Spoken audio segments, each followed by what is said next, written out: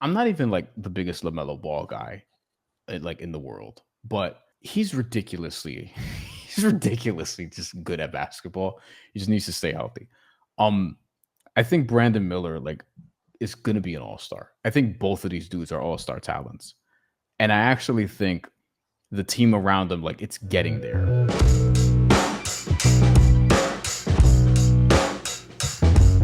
Are the Pacers fun and not really good, or are they actually like a little better than that? Oh, worse than that. Really? They're an team to you? Yeah.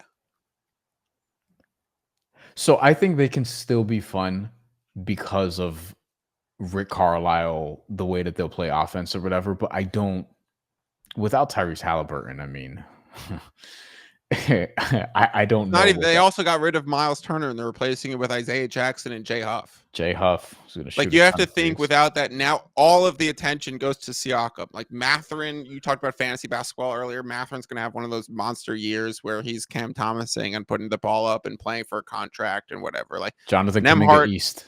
Nemhart's gonna have some woes. Like all of their advanced stats are good when you look at like what's Nemhart's offensive ratings in non-Halliburton minutes, right? And it's like, oh, he's plus 6.7. I don't know if that's the actual number, but it's definitely a plus at a decent number.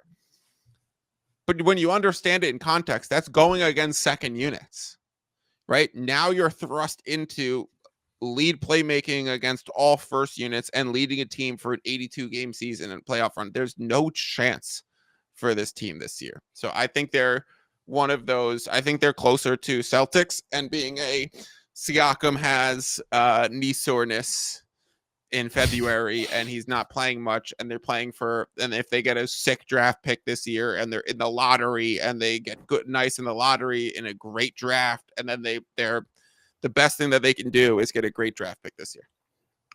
Because I got my way on the Clippers, I'll give you your way on the Pacers. I think they can be fun and not really good, but I'm not like And people really. call me a Halliburton hater. I'm not. I just bet to get ahead of the market, and they were consistently bet against in the market. And this is Halliburton respect to say they're without Halliburton. Yeah, and I'm not. I also am not like willing to die on the hill that the Pacers are going to be fun this year. Like I like Andrew Nemhard, but he's been efficient, but he also hasn't been what he's tried to be in the playoffs in any And regular then season ever. defensively, that responsibility, if you have that much offensive responsibility, it's too much to ask for. Yeah, like I like a bunch of the players on this team, but I'm not confident in Johnny for a few minutes yet, but we'll see. I do trust that. Look, maybe this is the best coach in the NBA, and they all of a sudden become like a 6 seed. But I don't know. I think maybe they're a play-in team, maybe in this Eastern Conference. Speaking of maybe they're a play-in team or potentially better than that, the Miami Heat. Hard to rank. This is they're Not not. much to say about them, but they're. I'll tell you what, the fan base would say they're ugh. Agreed, and I wouldn't call them fun at all, but they're between and actually pretty good, right? Like they might be pretty good just because the coaching and some of the infrastructure, but yeah, they're probably just an team and not much to say. Yeah, and they could also be fun and not really good. So it depends. This is kind of an eye of the beholder thing because I think Spo is a fringe coach of the year candidate this year. If this team can be like a 5 seed, 46 wins. Mike Brown got it with 48 in the West. 46 wins, 47 wins. Their win total was at 36 and a half forever. It's climbing up now because a lot of people in the NBA have been talking about like, oh, we kind of like this team. And then the fans are like, they haven't won a game in preseason. The last time they haven't won in preseason, they were a 15-win team. And it's like the Cavs were winless in preseason last year. Denver, the year that they won a title, won like one preseason game. Tyler Hero's hurt and they have Norman Powell, so like you might be fine for until Tyler Hero gets back. Agreed. Bam has a knee contusion, he'll be fine, and I think Bam is in for a bounce back here. I think the Jimmy stuff weighed on him the most. Bam had a knee contusion so he could go to the WNBA finals. We all know it. All I want this he got it after, but yeah. All I want to is Bam to do this with his jersey this year. and roll it 17 times like Yeah. Asia and have the most wrinkled jersey in the NBA. Yeah, the only celebrity couple that What I if Bam find comes out with a leg sleeve and wrinkled sleeves, he wrinkled shoulder should. Why on not? his jersey? Just come out like Asia, be sweet. Why not? Yeah. Look, I think Bam's in line for a bounce back year. I think the Jimmy stuff weighed in on him the most because Jimmy was he jimmied last year, and Bam is the guy that has to answer to the media. Bam is the guy that's like the torchbearer for the franchise now. Bam is the guy that shows up to everything and does all the events, and Jimmy doesn't do any of that. Like, and they clearly, I mean, you saw the eye to eye, the face to face that they had when they played each other, and Bam dunked on him and all these different things. Like, there's clearly some stuff there, and Bam is also one of these guys in the NBA where it's like, how do you dislike him? You know what I mean? Like, he's one of those guys that seems to get along with everybody. I'm high on Nikola Jovic. I don't know if he's like a most improved player candidate, but I've looked, I've gave it a look. I toyed around with the idea, but I think he could be good, like a Hedo Turkoglu type of player. He has to be healthy too. Andrew Wiggins, don't know what to expect. Norman Powell, I think, is good. Tyler Hero, I think last year was good, but I generally don't think that they should pay him like too much money if they're going to extend him. But I think there's a world where Spo just has one of those seasons. Spo hasn't been Spo for 2 seasons. Now there's some personal reasons as to potentially why, and then the Jimmy stuff. But Spo hasn't been Spo for 2 seasons, and if Spo, this feels like a Spo can return to form type of year, then maybe that's the case. But I also think there's a world where they're like a 30-win team. Nothing goes right. They can't create offense. They can't shoot, and they're just like a 12 seed. Like, the variance for this team is extreme. I'll put them for now in fun and not really good. But even though that feels a little bit disrespectful, but you're on mute. There's no perfect category for the Heat this year. Yeah. They could be an But I UH agree with team. it. They could be an UH team just because, like, Yeah, I don't know what they're to do. better than the teams in UH, but yeah, I agree. I feel like they're better than New Orleans too. Yeah, but New Orleans is going to be so fun. They're definitely better than New Orleans. Their win total's like 7 wins higher. Also, Davion Mitchell's fun to me. Like, Kel'el is fun to me. Yeah, agreed. You know? Not the Spo. Bam also, from a defensive stand, well, Kel'el has to be Kel'el Ware and not Khalil Whiteside. And then, right. Yeah, that's the thing. We're on the same page there. The Atlanta Hawks, are they fun and pretty good? Yes, and fringe kind of contender. I find so I was really high on this team, Fiddle, and then I was like, okay, 47 and a half wins is too rich for my blood at this point. And now I'm like, the Trae contracts, like, that could linger throughout the year. And then the injury stuff with maybe KP and Jalen Johnson, which are big deals to me. Like, I'm worried about this team, although I do think they're talent-wise a cut above the Heat. But I could see a world where the Heat end up better in the regular season.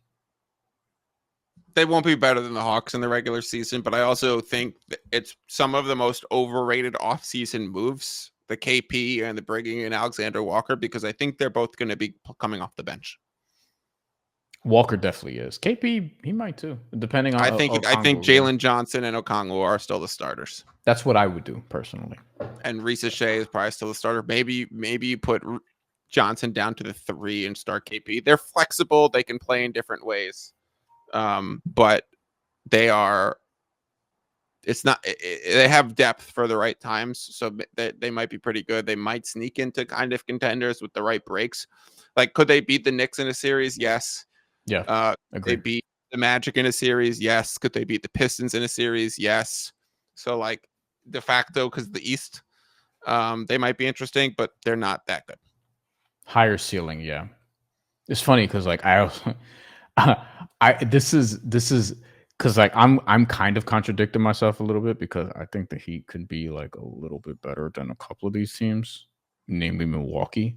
They could be better than the Raptors too. And the Raptors. Their win total is not better than any of those teams, though. Right. It's like significantly lower. I think the floor is just lower. Like, all of those other teams have higher ceilings. Yeah. So But Miami's also a Giannis destination. If Giannis asks out of Milwaukee and the Milwaukee's like, at least give us a list of 3 teams to talk to. Miami's on that list. Should I just put them in fun and pretty good, or is that too much? It's too much. But you love the Hornets, so let's have you talk about the Hornets. The Hornets I'm putting in fun and not really good. Yeah. They're not an team to me. I think, listen, I'm on the over again because I like losing money on the Hornets. I did an alt to 30 wins. That's going to win. I mean, I don't know if the alt's going to win, but the win total over is going to win. I took it at 25.5. I feel good about it because it's gone up since.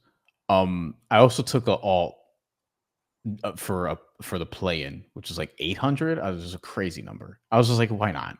You know, it's like, what if I'm really right? It's totally fine. Yeah. Because it's like basically like. Do you know what the alt 30 plus wins was odds wise? 190, maybe. Okay, sure. Then I'm totally fine with it because like de facto, when I like buying a team, I like to just play it in a market where it's just about that team. So I'd rather.